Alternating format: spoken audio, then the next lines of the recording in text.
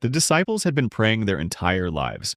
They knew the Psalms, they knew the Scriptures, they had heard prayers in the synagogue since childhood. And yet one day, after watching Jesus pray, one of them came to him and said something strange. "Lord, teach us to pray." Think about that. They had watched Jesus heal the sick. They had watched him cast out demons. They had watched storms become still at his command. Yet they didn't ask, "Teach us how to perform miracles." They asked, "Teach us to pray." Why? Maybe because they had begun to notice a pattern. Before Jesus chose the 12, he prayed. Before feeding thousands, he gave thanks. Before raising Lazarus, he looked toward heaven. And before facing the cross, he prayed again. Prayer wasn't something Jesus added to his life. It was woven through everything he did. So when the disciples asked him to teach them, Jesus gave an answer that contained something many of us still miss. Because many of us approach prayer as though God must first be persuaded. We beg, we worry, we wonder whether we've said enough. But Jesus begins somewhere completely different. He begins with a Father who already knows what you need before you ask. And that creates a question. If your Father already knows what you need, why does Jesus still tell you to ask? The answer changes the way you understand prayer. And the answer begins with something Jesus says just moments before teaching the prayer. In Matthew 6, Jesus tells his disciples, "Your Father knows what you need before you ask him." Don't move past that too quickly. Before you prayed about it, he knew. Before you found the words to explain it, he knew. Before the problem ever became visible to anyone around you, your Father knew. Think about Israel and Egypt. God told Moses, "I have surely seen the affliction of my people, and I have heard their cry." Their suffering wasn't news to God. He saw before deliverance came. He heard before the Red Sea opened. And this creates one of the great mysteries of prayer. If God already knows what you need, why pray at all? Why ask for daily bread when he already knows you're hungry? Why ask for direction when he already sees tomorrow? Why bring him a problem he understood before you did? Because prayer was never designed to give God information. And it was never designed to convince an unwilling God to care. Jesus reveals that before you ever make your request, you are approaching someone who already knows. But knowing what you need and inviting you to ask for it are not contradictions. They're part of the same relationship. And that's why Jesus doesn't teach his disciples to begin with a need. He teaches them to begin with two words that completely change the position from which you pray. Our Father. And those two words change everything. Our Father. Before Jesus teaches you what to ask for, he teaches you who you are asking. Because how you see God will determine how you approach him. If you believe he is reluctant, you will pray as though you have to persuade him. If you believe he is distant, you will wonder whether he is even listening. If you believe his goodness depends on your performance, every failure will make you afraid to come near. But Jesus begins with Father, and then he gives us a picture of what that means. Later in Matthew 7, Jesus asks, "Which of you, if your son asks for bread, will give him a stone? Or if he asks for a fish, will give him a snake?" Then Jesus makes the comparison. If you then know how to give good gifts to your children, how much more will your Father in heaven give good things to those who ask him? Notice what Jesus is correcting. The problem isn't merely whether you believe prayer works. It's what you believe about the heart of the one hearing you. The prodigal son discovered this. After wasting everything, he rehearsed a speech for his father. He was prepared to return as a servant. But Luke 15 says that while he was still a long way off, his father saw him and ran to him. The son came prepared to negotiate his way back. The father came running, and some of us pray exactly like that son was thinking. We approach God with speeches. We explain why we don't deserve anything.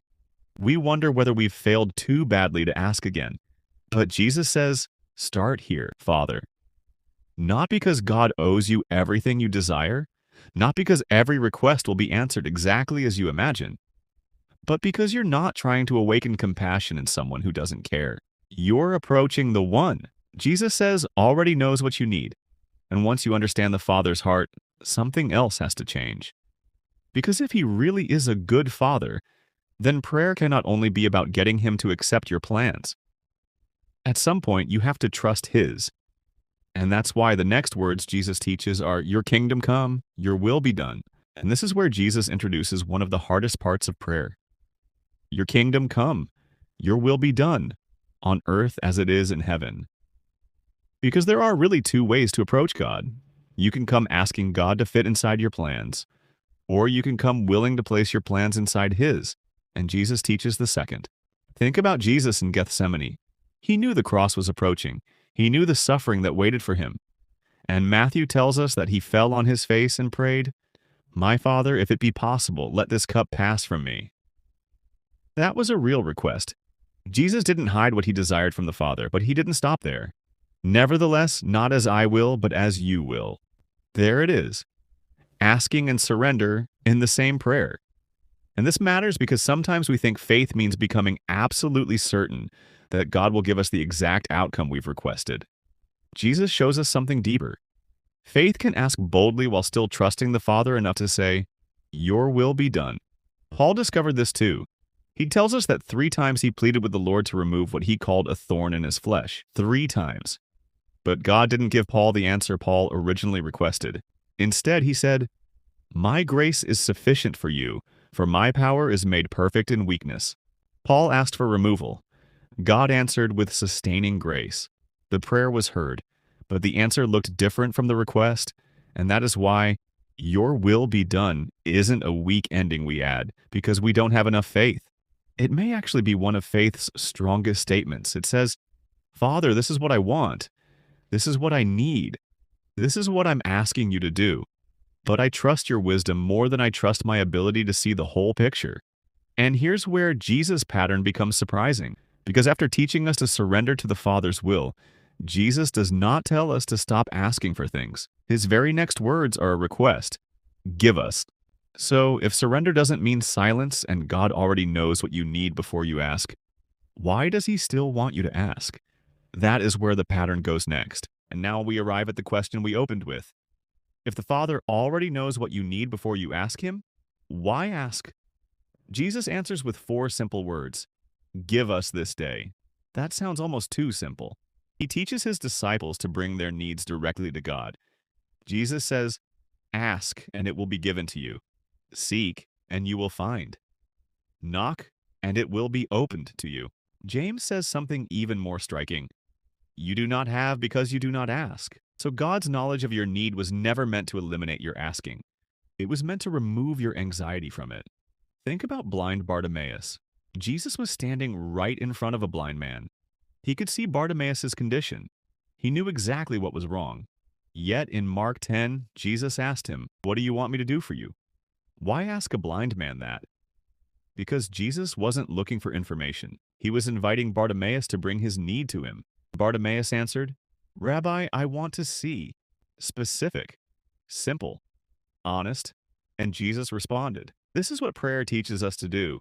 Not to inform God, not to pressure God, but to depend on God. That's why Jesus doesn't teach us to pray for a lifetime supply of bread. He says, "Give us this day our daily bread." There is something about daily provision that keeps the heart close to the provider. Israel learned this in the wilderness. Every morning, manna appeared, enough for that day. And when some tried to store it because they were afraid tomorrow's provision might not come, it spoiled. And perhaps that's why some of us struggle so deeply with prayer. We don't only want today's bread. We want today's bread, tomorrow's bread, next month's bread, and proof that bread will still be there 5 years from now. We want God to remove the need for trust, but Jesus teaches daily dependence. Bring him today's need, today's fear, today's decision, today's provision, and then come back tomorrow. But there is still another question, because Jesus doesn't merely say ask. Elsewhere, he connects asking with something happening inside the person who asks. He says, "Whatever you ask in prayer, believe." So what does it actually mean to ask God in faith? What happens when you've prayed, but nothing around you seems to have changed yet? This is where prayer is often misunderstood. Jesus says in Mark 11, "Whatever you ask in prayer, believe that you have received it, and it will be yours." And it is easy to hear those words and conclude that faith means convincing yourself hard enough that the exact thing you requested must happen. But biblical faith is deeper than that. Faith is not confidence in your ability to produce an answer. Faith is confidence in the God you asked. Abraham gives us a powerful picture. God promised him a son when everything about his circumstances seemed to argue against the promise. Years passed. His body grew older. Sarah grew older. And the visible evidence seemed to move further and further away from what God had said. Yet Romans 4 says Abraham grew strong in faith because he was fully convinced that God was able to do what he had promised. Notice where Abraham's confidence rested. Not in Abraham, not in his circumstances, in the one who made the promise. That distinction changes prayer because faith isn't pretending you don't see the problem. It isn't repeating, I believe, I believe, I believe, until fear disappears.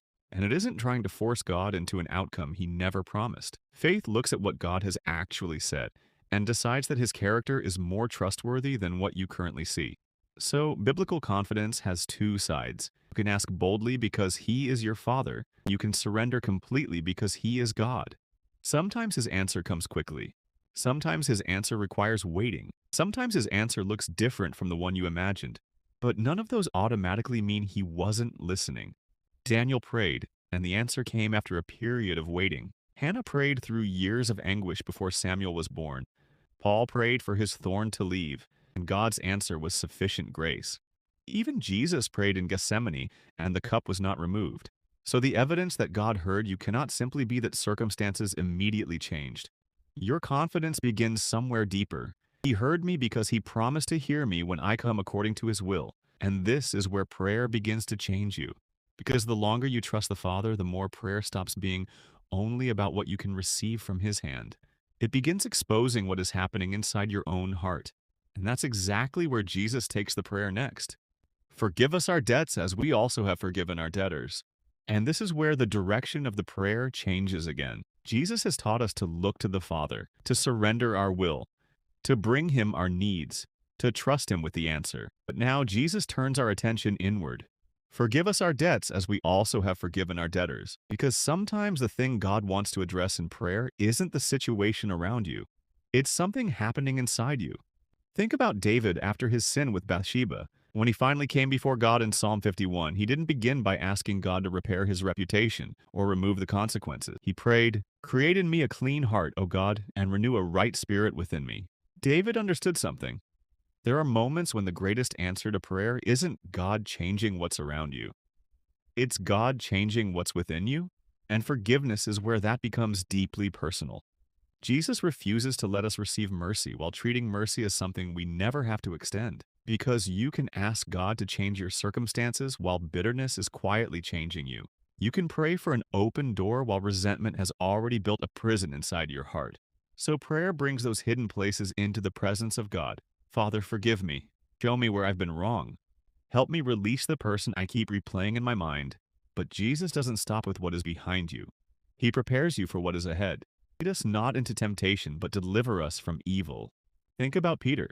Hours before Peter denied Jesus, Jesus told him, Simon, Simon, Satan demanded to have you, that he might sift you like wheat.